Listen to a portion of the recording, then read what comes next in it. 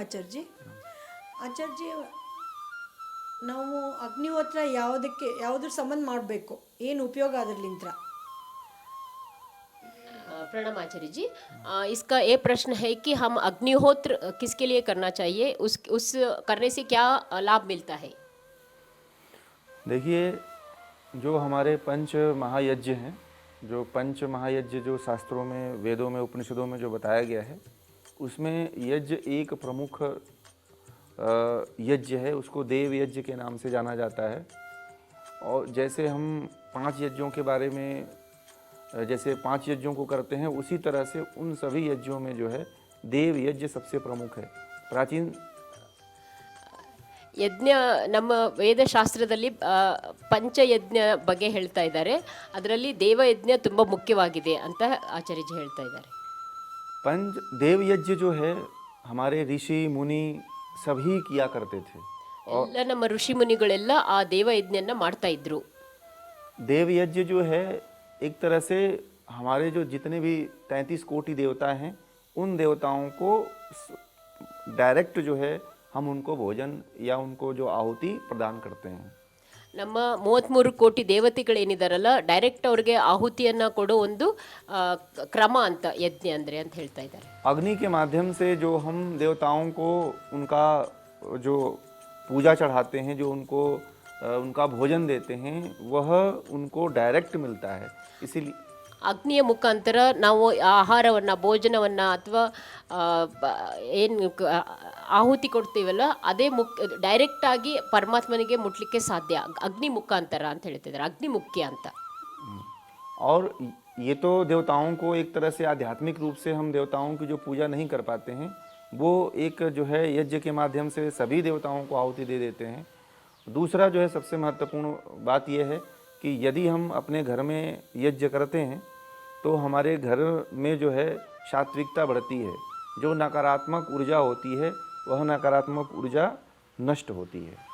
ನಾವು ಯಜ್ಞ ಮಾಡೋದ್ರಿಂದ ನಮ್ಮ ಮನೆಯಲ್ಲಿ ನಕಾರಾತ್ಮಕ ಊರ್ಜಾ ಅಂತಂದರೆ ನಕಾರಾತ್ಮಕ ಒಂದು ಶಕ್ತಿ ಏನಿರ್ತದಲ್ಲ, ಅದು ಕಡಿಮೆ ಆಗಿ ಅಥವಾ ಅದು ಹೋಗಿ ಮತ್ತೆ ಸಕಾರಾತ್ಮಕ ಒಂದು ಊರ್ಜಾ ಅಂತಂದರೆ ಒಂದು ಬೆಳಕು ನಮ್ಮ ಮನೆಯಲ್ಲಿ ಆ ಫ್ರೀಕ್ವೆನ್ಸಿ, ಆ ವೈಬ್ರೇಷನ್ ಶುರು ಆಗ್ತದೆ ಅಂತ ಹೇಳ್ತಾ ಇದ್ದಾರೆ. प्राचीन समय में जो यज्ञ किया जाता था वो कामना की पूर्ति के लिए किया जाता था. यदि यज्ञ आप प्रतिदिन अपने घर में करते हैं तो आपके घर में सुख, समृद्धि, रुपए, पैसे, धन, दौलत, यश और चारों तरफ से आपकी प्रसिद्धि होती है. ಮೊದಲಿನ ಕಾಲದಲ್ಲಿ ಯಜ್ಞವನ್ನು ಮಾಡೋದು ಅವರ ಕಾಮನೆಗಳನ್ನು ಪೂರೈಸಲಿಕ್ಕೆ ಯಜ್ಞವನ್ನು ಮಾಡ್ತಿದ್ರು. ಆದರೆ ಈಗಿನ ಕಾಲದಲ್ಲಿ ನಾವು ಮನೆಯಲ್ಲಿ ಡೈಲಿ ಯಜ್ಞ ಮಾಡೋದ್ರಿಂದ ನಮ್ಮ ಮನೆಯಲ್ಲಿ ಸುಖ, ಶಾಂತಿ, ಸಮೃದ್ಧಿ, ಜ್ಞಾನ ಮತ್ತು ಸಕಾರಾತ್ಮಕ ಅಂದರೆ ನಕಾರಾತ್ಮಕ ಎಲ್ಲ ವೈಬ್ರೇಷನ್ಸ್ ಅಥವಾ ಫ್ರೀಕ್ವೆನ್ಸಿ ಕಡಿಮೆ ಆಗಿ ಸಕಾರಾತ್ಮಕ ಒಳ್ಳೆ ವೈಬ್ರೇಷನ್ಸ್ ಅಥವಾ ನಮ್ಮ ಮನೆಯಲ್ಲಿ ಶಾಂತಿ, ಸಮೃದ್ಧಿ ಎಲ್ಲವೂ ಇನ್ನು ಅಭಿವೃದ್ಧಿ ಆಗ್ತಾ ಹೋಗ್ತದೆ ಅಂತ ಈ ಯಜ್ಞ ಮಾಡೋದ್ರಿಂದ ಇದೆಲ್ಲ ಫಲ ಸಿಗ್ತದೆ ಅಂತ ಆಚಾರ್ಯಜಿ ಹೇಳ್ತಾ ಇದ್ದಾರೆ. जो कामनाएं नहीं पूरी होती हैं, यदि आप प्रतिदिन यज्ञ करते हैं, जैसे भगवान राम के वंश में राम जब खुद नहीं पैदा हुए थे तो राजा दशरथ ने पुत्ररेष्टि यज्ञ किया था. भगवान राम का जन्म जो है पुत्ररेष्टि यज्ञ से ही हुआ था. इसलिए यज्ञ करना चाहिए, क्योंकि यज्ञ करने से सभी कामनाओं की पूर्ति होती है. ಎಲ್ಲ ನಮ್ಮ ಇಷ್ಟಗಳನ್ನು, ಕಾಮನೆಗಳನ್ನು ಪೂರ್ತಿ ಮಾಡ್ಕೊಳ್ಳಿಕ್ಕೆ ನಾವು ಈ ಯಜ್ಞವನ್ನು ಮಾಡಬೇಕು ಅಂತ ಆಚಾರ್ಯಜಿ ಹೇಳ್ತಿದ್ದಾರೆ. ಇಲ್ಲೊಂದು ಎಕ್ಸಾಂಪಲ್ ಏನು ಕೊಡ್ತಾ ಇದ್ದಾರೆ ಅಂದರೆ, ರಾಮ ಸಹ ಒಂದು ಯಜ್ಞದ ಫಲವಾಗಿ ಹುಟ್ಟಿದಂಥ ಇದು ಅಂತ ಆತ್ಮವಂತ. ದಶರಥ ಪುತ್ರ ಕಾಮೇಷ್ಟಿ ಯಾಗವನ್ನು ಮಾಡಿದರು. ಹಾಗಾಗಿ ರಾಮ ಹುಟ್ಟಿದ, ನಮ್ಮ ಭೂಮಿಗೆ ರಾಮ ಹುಟ್ಟಿದ್ದು ಒಂದು ಯಜ್ಞದ ಫಲ ಅಂತ. इसलिए और यज्ञ जो है सबसे महत्वपूर्ण, ये तो थोड़ा आध्यात्मिक पक्ष हो गया. यज्ञ का सबसे प्रभाव जो होता है वो हमारे शरीर पे होता है, क्योंकि यज्ञ जो हम करते हैं, जो घी और आहुतियाँ डालते हैं, उससे सबसे सूक्ष्म से सूक्ष्म जो हमारे शरीर में जो सूक्ष्म वायु है वह प्रवेश कर जाती है, जिससे हमारे शरीर में जो सेल्स होते हैं रोग के, जो विभिन्न प्रकार की बीमारियां हैं, वो जो विभिन्न प्रकार की बीमारियों के जो सेल्स होते हैं, उन सेल्स को नष्ट करने का काम जो है यज्ञ के जो वायु, यज्ञ से जो घी जलता है, उसके जलने से जो है जो हमारे भीतर जो बीमारियों के सेल्स होते हैं वह सब नष्ट हो जाते हैं. ಈ ಯಜ್ಞೆ ಮಾಡೋದ್ರಿಂದ ಮುಖ್ಯವಾಗಿ ನಮ್ಮ ಆಂತರಿಕ ಶರೀರದಲ್ಲಿ ಬದಲಾವಣೆ ಆಗ್ತದಂತ ಆಚಾರ್ಯಜಿ ಹೇಳ್ತಿದ್ದಾರೆ. ವೈಜ್ಞಾನಿಕವಾಗಿ ಏನಂತಂದರೆ ಆ ಯಜ್ಞೆ ಮಾಡೋದ್ರಿಂದ ಹೊಗೆ ಅಥವಾ ಅದೇ ಸ್ಮೆಲ್ ಅಥವಾ ಏನು ಬರ್ತದಲ್ಲ, ಅದರಿಂದ ನಮ್ಮ ದೇಹದಲ್ಲಿರೋ ಆ ರೋಗದ ಕಣಗಳು ಸೂಕ್ಷ್ಮ ರೂಪದಲ್ಲಿ ಇರ್ತದೆ, ಅದೆಲ್ಲವೂ ನಷ್ಟವಾಗ್ತದೆ ಯಜ್ಞದಿಂದ. ಅದು ಸೂಕ್ಷ್ಮವಾಗಿರ್ತದೆ, ನಮಗೆ ಕಣ್ಣಿಗೆ ಕಾಣ್ತಾ ಇಲ್ಲ. ಅದು ವೈಜ್ಞಾನಿಕವಾಗಿ ನಮ್ಮ ಋಷಿಮುನಿಗಳು ಕಂಡುಕೊಂಡಿದ್ರು. ಹಾಗಾಗಿ ಆ ಯಜ್ಞೆ ಮಾಡೋದು ಅತಿ ಶ್ರೇಷ್ಠವಾದ ಕರ್ಮ ಅಂತ ಹೇಳ್ತಾ ಇದ್ದಾರೆ. यज्ञ से आज बड़े बड़े देशों में यज्ञ पे के ऊपर रिसर्च हो रहा है और यज्ञ से कैंसर, जितने भी खतरनाक रोग हैं, वायरस, जैसे कोरोना वायरस फैला था, कोरोना के समय में हमने हजारों लोगों को यज्ञ करवाया. जितने लोगों ने यज्ञ किया किसी को भी कोरोना नहीं हुआ. तो जो सूक्ष्म जीवाणुओं हैं जो आपको नुकसान पहुंचाते हैं वायरस के रूप में, यदि आप प्रतिदिन यज्ञ करते हैं तो किसी भी प्रकार का जो है वायरस आपके ऊपर अटैक नहीं कर पाएगा. ಯಜ್ಞದಲ್ಲಿ ಇನ್ನೊಂದು ಪ್ರಮುಖವಾದ ವಿಷಯ ಏನಪ್ಪ ಅಂತಂದರೆ, ಯಜ್ಞೆ ಮಾಡೋದ್ರಿಂದ ಸೂಕ್ಷ್ಮ ರೋಗ ವೈರಸ್ಗಳೆಲ್ಲ ಏನಿರ್ತದಲ್ಲ ಅವೆಲ್ಲ ನಾಶವಾಗ್ತದೆ. ಅವರು ಕೊರೋನಾ ಟೈಮ್ದಲ್ಲಿ ಎಷ್ಟೋ ಅವರು ಶಿಷ್ಯಂದರಿಗೆ, ಸಾವಿರಾರು ಜನರಿಗೆ ಯಜ್ಞೆ ಮಾಡ್ಲಿಕ್ಕೆ ಹೇಳಿದ್ರಂತೆ. ಆ ಯಜ್ಞೆ ಮಾಡೋದ್ರಿಂದ ಯಾರ್ಯಾರು ಯಜ್ಞೆ ಮಾಡಿದ್ರಲ್ಲ ಅವರಿಗೆಲ್ಲ ಕೊರೋನಾ ಅಟ್ಯಾಕ್ ಆಗಲಿಲ್ಲ ಅಂತ ಅವ್ರದ್ದೊಂದು ಪ್ರಚಲಿತ. ಈ ಯಜ್ಞೆ ಮಾಡೋದ್ರಿಂದ ಸೂಕ್ಷ್ಮ ಜೀವಿಗಳನ್ನು ಅದು ಕೊಲ್ಲುತ್ತೆ. ಹಾಗಾಗಿ ಆ ಕೊಲ್ಲೋದ್ರಿಂದ ನಮ್ಗೆ ಆ ಜೀವಿಗಳಿಂದ, ವೈರಸ್ಸಿಂದ ಅಥವಾ ಬ್ಯಾಕ್ಟೀರಿಯಾಸಿಂದ ನಮ್ಗೆ ಯಾವುದೇ ರೋಗ ಬರಲಿಕ್ಕೆ ಸಾಧ್ಯವೇ ಇಲ್ಲ ಅಂತ. ಇವನ್ ಕ್ಯಾನ್ಸರ್ ರೋಗ ಕೂಡ ಅದರಿಂದ ಗುಣ ಆಗಿದೆ. ಈಗ ಅದ್ರ ಮೇಲೆ ಕೂಡ ರಿಸರ್ಚ್ ಆಗ್ತಾ ಇದೆ ಅಂತ ಆಚಾರ್ಯಜಿ ಹೇಳ್ತಾ ಇದ್ದಾರೆ. एक घटना 1985 के समय में भोपाल में गैस कांड हुआ था, जिसमें करीब 24,000 लोग मारे गए थे. वहाँ पे एक ऐसा परिवार था जिस समय वह गैस निकली थी, उस समय एक परिवार था वो यज्ञ कर रहा था. उस गांव के बीच में जो है, उस क्षेत्र के बीच में जो है, मात्र वो उसका पूरा परिवार जिंदा था. बाकी उसके आसपास जितना परिवार था वो सारा का सारा परिवार मर गया. तो यज्ञ से इतना बड़ा फायदा होता है. ತಮಗೆಲ್ಲರಿಗೂ ಗೊತ್ತಿರೋ ಹಾಗೆ ಭೋಪಾಲ್ ಅನಿಲ ದುರಂತದಲ್ಲಿ ಎಷ್ಟೋ ಸಾವಿರಾರು ಜನರು ಸತ್ತು ಹೋದ್ರು ಅಲ್ಲ ಅನಿಲ ದುರಂತದಲ್ಲಿ.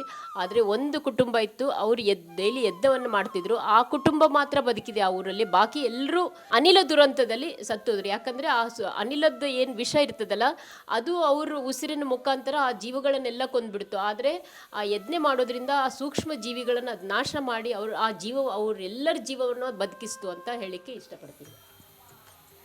यदि आप प्रतिदिन यज्ञ करते हैं तो जो आपसे जाने अनजाने में पैरों से कुचल करके या जाने अनजाने में जो सूक्ष्म जीव मर जाते हैं, चींटी है, छोटे छोटे जीव होते हैं, तो वो जीवों से आपको उनका प्रायश्चित हो जाता है. या दिन भर में जो आपके द्वारा मलमूत्र के माध्यम से, पसीने के माध्यम से, श्वास के माध्यम से जो जीव मरते हैं, उन जीवों को यदि प्रतिदिन आप यज्ञ करते हैं तो उन जीवों का जो पाप है, जो आपको पाप लगना होता है, वह पाप का जो प्रतिशत है वो 90 से 80% घट के कम हो जाता है. ಅಂದರೆ ನಾವು ಈಗ ಡೈಲಿ ಓಡಾಡುವಾಗ ಮತ್ತು ಉಸಿರು ತಗೊಳ್ಳುವಾಗ, ಉಸಿರು ಬಿಡುವಾಗ, ಮಲಮೂತ್ರ ವಿಸರ್ಜನೆಯಲ್ಲಿ ಎಷ್ಟೊಂದು ಸಾವಿರಾರು ಕೋಟಿ ಸೂಕ್ಷ್ಮ ಜೀವಿಗಳು ನಾಶವಾಗ್ತದೆ. ನಮಗೆ ಪ್ರಜ್ಞೆ ಇರ್ತದೋ ಇರೋದಿಲ್ವೋ, ಆದರೆ ಆ ಸೂಕ್ಷ್ಮ ಜೀವಿಗಳು ನಾಶ ಆಗೋದಂತೂ ಸತ್ಯ. ನೀವು ಯಾವುದಾದ್ರೂ ಸೈಂಟಿಸ್ಟ್ ಕೇಳಿದರೆ ಇದ್ರ ಬಗ್ಗೆ ತುಂಬ ವಿವರವಾಗಿ ಹೇಳ್ತಾರೆ. ಆದರೆ ಸಾವಿರಾರು ಕೋಟಿ ಸೂಕ್ಷ್ಮ ಜೀವಿಗಳು ಸಾಯೋದಂತೂ ಸತ್ಯ. ಇದು ನಾವು ಈ ಯಜ್ಞೆ ಮಾಡೋದ್ರಿಂದ ನಮಗೇನು ಪಾಪ ತಟ್ತದಲ್ಲ, ಸಾವಿರಾರು ಕೋಟಿ ಜೀವಿಗಳು ಸಾಯೋದು, ಆ ಪಾಪ ಎಷ್ಟೋ ಪರ್ಸೆಂಟೇಜ್ ಕಡಿಮೆ ಆಗ್ತದೆ ಈ ಯಜ್ಞೆ ಮಾಡೋದ್ರಿಂದ. ಯಾಕಂದರೆ ಅದರಲ್ಲಿ ಅಷ್ಟು ವೈಜ್ಞಾನಿಕವಾಗಿ ಅದು ಪ್ರೂವ್ ಆಗಿದೆ ಅಂತ ಹೇಳ್ತಾ ಇದ್ದಾರೆ. इसलिए देखिए, इतना यज्ञ के अभी बहुत से लाभ हैं और बहुत से अभी सबसे अधिक रिसर्च पेपर इस पे पब्लिश हो चुके हैं. यदि आप लोग गूगल पे जाकर सर्च करेंगे तो यज्ञ के इतने लाभ हैं जो आप ऐसे रिसर्च हो चुके हैं जिसकी आप कल्पना भी नहीं कर सकते हैं. इसलिए आप सभी जो है यज्ञ प्रतिदिन अपने घर में कम से कम 10 मिनट का, 5 मिनट का ज़रूर करें. ಈ ಯಜ್ಞ ಮಾಡೋದ್ರಿಂದ ಎಷ್ಟೊಂದು ನಮ್ಮ ಜೀವನದಲ್ಲಿ ಸೂಕ್ಷ್ಮ ರೂಪದಲ್ಲಿ ಮತ್ತು ನಮಗೆ ಕಾಣದೇ ಇರೋ ರೂಪದಲ್ಲಿ ನಮಗೆ ಸಹಾಯವಾಗ್ತದೆ ಅಥವಾ ಲಾಭವಾಗ್ತದೆ, ಕಲ್ಯಾಣವಾಗ್ತದೆ. ಅಂದರೆ ಡೈಲಿ ಎಲ್ಲರೂ ಒಂದು 5-10 ನಿಮಿಷ ಆಗ್ತದೆ, ತಪ್ಪದೇ ಯಜ್ಞವನ್ನು ಕಲೀರಿ, ಯಜ್ಞವನ್ನು ಮಾಡಿರಿ, ನಿಮ್ಮ ಜೀವನವನ್ನು ಇನ್ನೂ ಸಮೃದ್ಧಿಗೊಳಿಸ್ರಿ, ಶಾಂತಿಯನ್ನು ಪಡೀರಿ, ಆರೋಗ್ಯವನ್ನು ಪಡೀರಿ, ನಿಮ್ಮ ಎಲ್ಲ ಇಷ್ಟಗಳು ಪೂರೈಸ್ತದೆ ಇದರಿಂದ. ಮತ್ತು ಎಷ್ಟು ಹೇಳಿದ್ವಲ್ಲ, ಆ ಸೂಕ್ಷ್ಮ ಜೀವಿಗಳು ಕೂಡ ನಮಗೆ ಬರೋ ಆ ಪಾಪಗಳು ಕೂಡ ಕಡಿಮೆ ಆಗ್ತದೆ, ಮತ್ತು ಸೂಕ್ಷ್ಮ ಜೀವಿಗಳಿಗೆ ನಾವಿನ್ನೂ ಜೀವ ಕೊಟ್ಟಾಗ್ತದೆ ಅಂತ ಹೇಳಿ ಈ ಸೊ ಇಸ್ಲಿಯೇ ಧನ್ಯವಾದ ಆಚಾರ್ಯಜಿ. ಇಷ್ಟೊಂದು ಜ್ಞಾನ ಕೊಟ್ಟದ್ದಕ್ಕೆ ಆಚಾರ್ಯಜಿಗೆ ತುಂಬ ಧನ್ಯವಾದಗಳು. एक और आप सभी जो है यदि यज्ञ करना चाहते हैं तो सानिध्यम योग से जुड़ करके, लता जी से, आप सभी से जुड़ करके और यज्ञ सभी लोग सीखें और जो है इसके लाभ को प्राप्त करें. ಆಚಾರ್ಯಜಿ ಹೇಳ್ತಿದ್ದಾರೆ, ಸಾನ್ನಿಧ್ಯಂ ಯೋಗದ ತಾವೆಲ್ಲರೂ ನಮ್ಮ ಜೊತೆ ಸೇರ್ಕೊಳ್ಳಿ. ಹಾಗಾಗಿ ಈ ಸಾನ್ನಿಧ್ಯಂ ಯೋಗದಲ್ಲಿ ಎಲ್ಲ ಯಜ್ಞ ಕಲಿಸ್ಕೊಡ್ತಾರೆ. ಈ ಯಜ್ಞವನ್ನು ಸರಳ ರೂಪದಲ್ಲಿ 10 ನಿಮಿಷ ಮಾಡೋದನ್ನು ಕಲಿಸಿಕೊಡ್ತಾರೆ ಆಚಾರ್ಯಜಿ. ಅದನ್ನು ಕಲಿತು ನಿಮ್ಮ ಜೀವನವನ್ನು ಇನ್ನೂ ಕಲ್ಯಾಣವಾಗಲಿ ಅಂತ ಆ ಗುರುಗಳು ಹಾರೈಸ್ತಾ ಇದ್ದಾರೆ. ಧನ್ಯವಾದ. सानिध्यम योग में आचार्य जी की उपस्थिति में 3 दिन का योग महोत्सव का आयोजन भी आप कर सकते हैं. उसमें यम नियम का पालन, शांभवी मुद्रा, कुंडली जागरण, प्राणायाम, अग्निहोत्र की गतिविधियाँ और वैदिक मंत्र का जप और बहुत कुछ सिखाई जाता है.